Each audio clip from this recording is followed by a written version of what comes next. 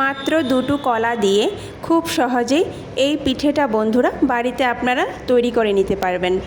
খুবই সহজ এই পিঠেটা তৈরি করা, আর খেতে তো ভীষণ মজা। খুবই অসাধারণ লাগে বন্ধুরা এই পিঠেটা খেতে।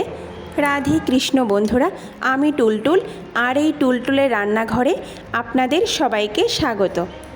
আজকে আমাদের রেসিপি হলো মালাই পিঠা।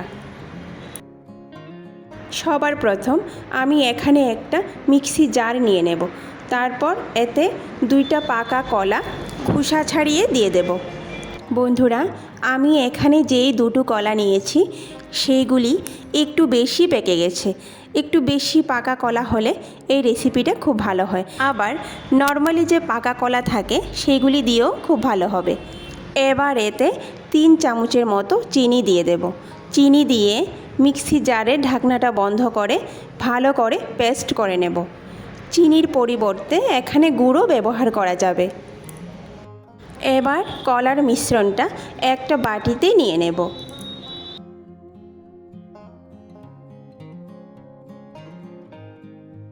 তারপর চায়ের কাপ মেপে 1 কাপ পরিমাণ সুজি দিয়ে দেব।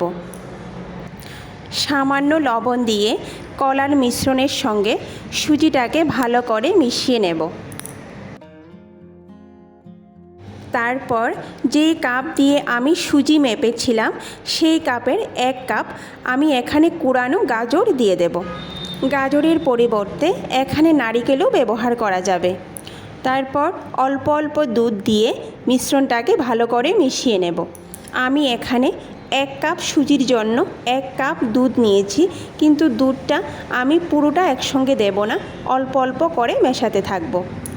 1 কাপ দুধ থেকে কিছুটা পরিমাণ দুধ রয়ে গেছে।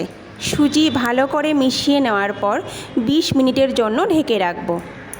অন্যদিকে যে বাটিগুলির মধ্যে আমি পিঠে তৈরি করব সেই বাটিগুলি রেডি করে রাখব। সেই বাটিগুলির মধ্যে খুব অল্প পরিমাণ রিফাইন্ড তেল দিয়ে পুরো বাটিতে লাগিয়ে নেব। মিশ্রণে কিন্তু আগে থেকে ফুটিয়ে নেওয়া ঠান্ডা দুধ ব্যবহার করেছি। প্রত্যেকটি বাটিতে আমি তেল মাখিয়ে নিয়েছি। এখন বাটিগুলি সাইডে রেখে দেব। ফিরে এসেছি 20 মিনিট পর। দেখুন, সুজি অনেকটা ফুলে উঠেছে। সুজির ব্যাটার একটু ঘন হবে, আপনারা দেখে বুঝতে পারছেন এর ঘনত্বটা। সব শেষে এতে আমি 1 চামচ পরিমাণ বেকিং পাউডার দিয়ে দেব। তারপর বেকিং পাউডারের উপর 3 চামচ দুধ দিয়ে ভালো করে মিশিয়ে নেব। বেশি সময় ধরে নাড়াচাড়া করব না, শুধু মিশিয়ে নিলেই হবে। বন্ধুরা দেখুন, ব্যাটারের ঘনত্বটা এর থেকে বেশি পাতলা করব না।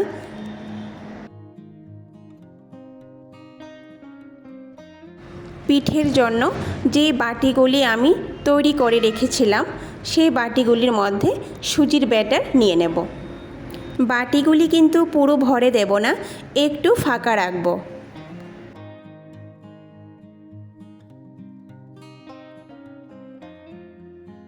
সুজির পুরো ব্যাটার আমি বাটিতে নিয়ে নিয়েছি। এবার একটু ট্যাপ করে নেব, কারণ যদি ভিতরে হাওয়া থাকে তাহলে সেটা বেরিয়ে যাবে। আর এইদিকে আমি আগে থেকে কিছুটা পরিমাণ জল ফুটতে দিয়েছিলাম, সেটা ফুটে গেছে। এখন একটা স্ট্যান্ড উল্টো করে বসিয়ে পিঠের বাটিগুলো এর উপরে দিয়ে দেব। প্রায় 500 ml মতো জল আমি প্যানে ফুটতে বসিয়েছিলাম। এখন মাঝারি থেকে একটু কম আঁচে 20 মিনিটের জন্য ঢেকে রাখব।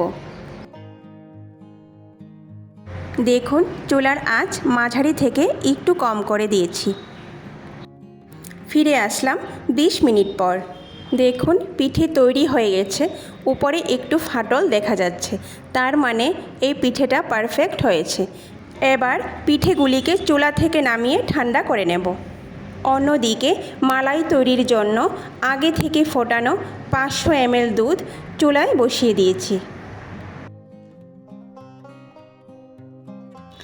এবার এতে 1 চামচ পরিমাণ চিনি দিয়ে দেব। 2 চামচ পরিমাণ গুঁড়ো দুধ দিয়ে দেব। এখানে গুঁড়ো দুধ দেওয়ার কারণ হলো মালাইটা তাড়াতাড়ি তৈরি হবে আর খেতেও ভীষণ টেস্ট হবে। এখন মাঝারি আঁচে 5 মিনিটের জন্য দুধকে ভালো করে ফুটিয়ে নেব।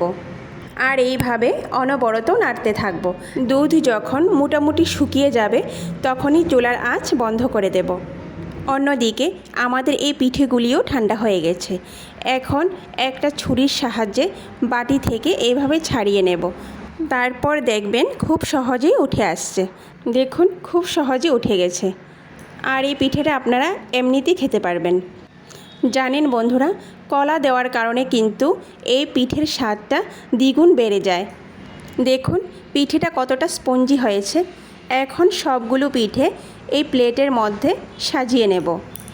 প্লেটের মধ্যে সবগুলো পিঠে সাজানোর পর যে মালাইটা আমরা তৈরি করে রেখেছিলাম সেই মালাইটা এভাবে উপরে দিয়ে দেব।